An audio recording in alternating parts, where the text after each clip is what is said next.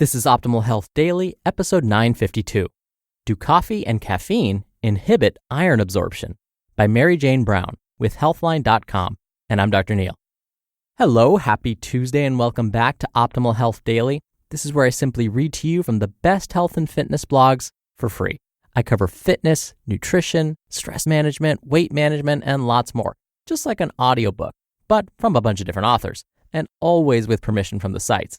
And on Fridays, I do something a little different. I answer your questions. You send me the questions, and I answer them for you. And if you want to send me a question, you can do that at oldpodcast.com/ask. All right, so today's post comes from Healthline.com, and I love reading to you from Healthline because they provide actual scientific evidence to back up their statements. Not only that, but I love my coffee. And so this topic is super interesting to me. But remember, caffeine comes in many forms, not just in coffee or tea. If you drink soda, you're probably getting some caffeine. If you take a headache medicine like Excedrin, it probably has caffeine in it. So listen on as we get to today's article and continue optimizing your life. Do coffee and caffeine inhibit iron absorption? By Mary Jane Brown with Healthline.com. Caffeinated foods and beverages have become staples in most modern-day diets. Coffee is among the most popular, with 80% of U.S. adults drinking it. Caffeine is a natural stimulant. However, some claim it interferes with the absorption of certain nutrients, such as iron. As a result, some people have been advised to avoid coffee and caffeine.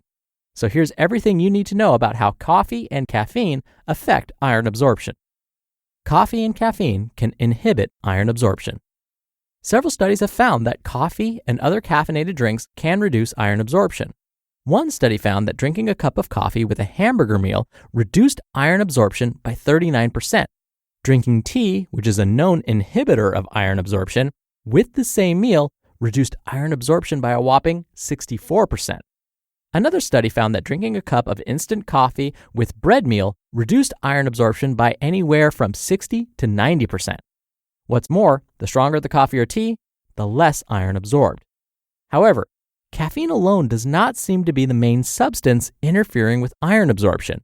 In fact, one study found that caffeine itself only binds to about 6% of the iron from a meal. Given that this is a relatively small amount, other factors must affect iron absorption.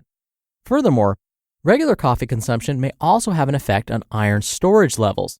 A large study found that among elderly people, each weekly cup of coffee was associated with a 1% lower level of ferritin.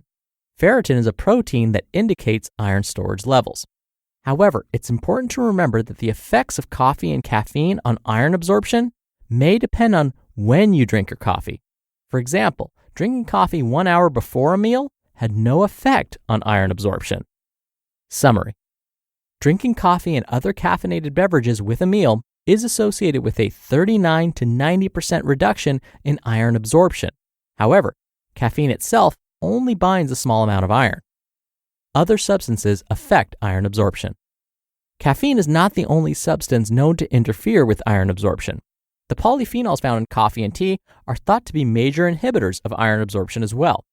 These include chlorogenic acid, which is found mainly in coffee, cocoa, and some herbs. Also, tannins found in black tea and coffee inhibit iron absorption. These compounds bind with iron during digestion, making it more difficult to absorb. Their effect on iron absorption is dose-dependent, meaning that iron absorption decreases as the polyphenol content of the food or beverage increases. In one study, drinking beverages containing 20 to 50 milligrams of polyphenols per serving reduced iron absorption from a bread meal by 50 up to 70%.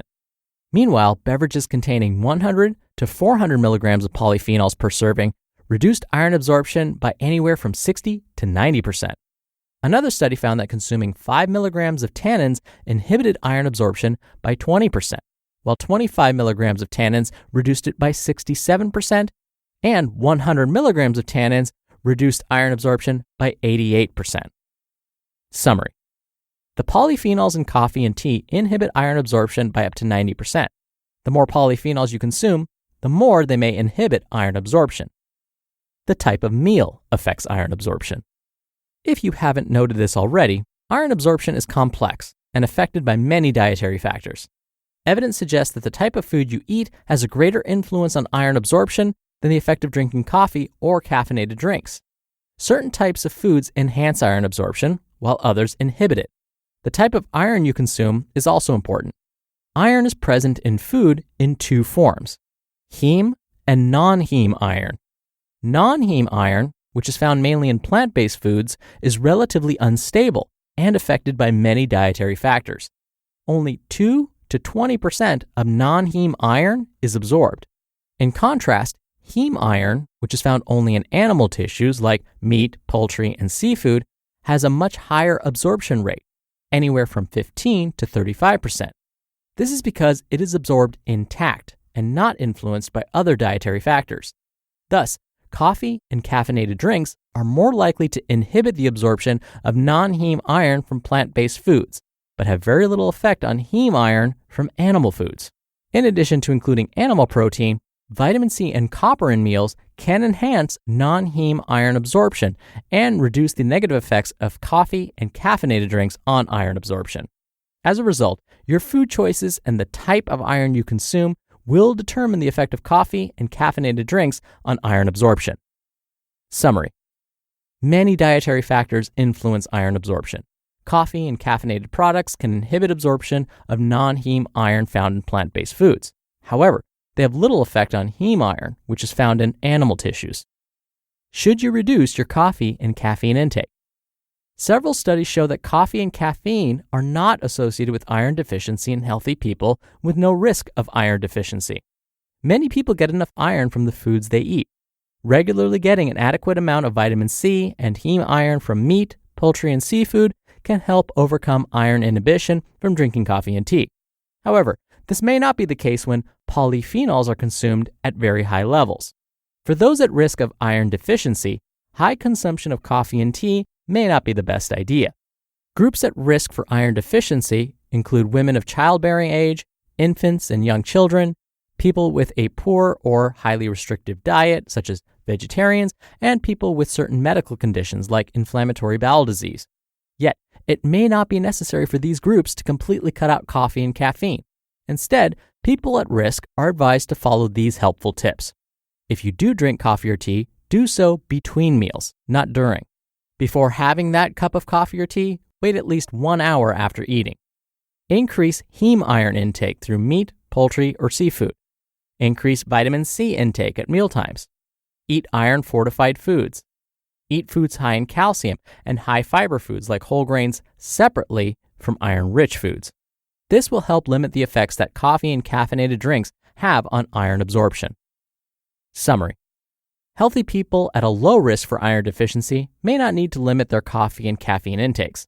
However, those at risk of iron deficiency are advised to avoid coffee and caffeine at mealtimes and wait at least 1 hour after a meal before consuming it. The bottom line: caffeinated drinks like coffee and tea have been shown to inhibit iron absorption. However, this is more likely due to their polyphenol contents, not the caffeine itself. Caffeinated foods and drinks are not associated with iron deficiency in healthy people, as iron absorption is affected by many other dietary factors. However, those at risk of deficiency would benefit from avoiding coffee and tea at mealtimes and waiting an hour after a meal to drink coffee or tea. You just listened to the post titled, "Do Coffee and Caffeine Inhibit Iron Absorption?" by Mary Jane Brown with Healthline.com. And thank you to BetterHelp. BetterHelp offers online counseling and therapy with licensed therapists from wherever you are and around your schedule. They have counselors specializing in depression, stress, anxiety, self-esteem, anger, grief, and so much more. Therapy can help improve your life in many different ways. We've heard it right here on the show a bunch of times. BetterHelp makes it super convenient in that there are 4 communication modes: text, chat, phone, and video, and available worldwide. You can start communicating in under 24 hours. Anything you share is confidential, and it's not a crisis line. This is professional counseling and therapy with licensed therapists, which is super important, but actually affordable with financial aid available. Best of all, it's a truly affordable option Optimal Health Daily listeners get 10% off your first month with discount code OHD. So why not get started today? Go to betterhelp.com/OHD. Simply fill out a questionnaire to help them assess your needs and get matched with a counselor you'll love. That's betterhelp.com/OHD. Dr. Neil here for my commentary. Well, I could breathe a little bit easier knowing that coffee, caffeine, may not be affecting my iron level specifically. I do eat a varied diet, and so that's why I had a feeling that I wouldn't be at risk for having iron deficiency. And something else that's a habit of mine is I tend not to drink coffee during meals. It's usually in between meals. I especially like to drink a cup of black coffee about an hour before a cardiovascular workout. That's because some studies show that it may help improve aerobic performance. It may not help so much with weightlifting, but instead it might help me run a little bit faster or bike just a little bit harder. And in fact, when we look at some of the longer-term studies and other chronic diseases, and what we're learning is 3 to 4 cups of plain black coffee or plain tea, meaning you're not adding cream and sugar to it, is associated with a lower risk of certain diseases. So they're finding that 3 to 4 cups of, again, plain coffee or tea may lower a person's risk for developing type 2 diabetes, Parkinson's disease, Alzheimer's, which is a severe form of dementia, basically. It may lower our risk for certain cancers like liver cancer and colon cancer. So the research is pretty compelling when it comes to consuming caffeine regularly. But again, you have to know how your body responds to it. And if your doctor says, yeah, you got to cut it out, then definitely listen to her or him. But otherwise, if you're not at risk for becoming iron deficient, if your blood levels look great, then by all means, enjoy that morning cup of joe. All right, thanks for being here. Thank you so much for listening every day. I hope you're having a great week so far, and I'll see you back here tomorrow for our Wednesday show and where your optimal life awaits.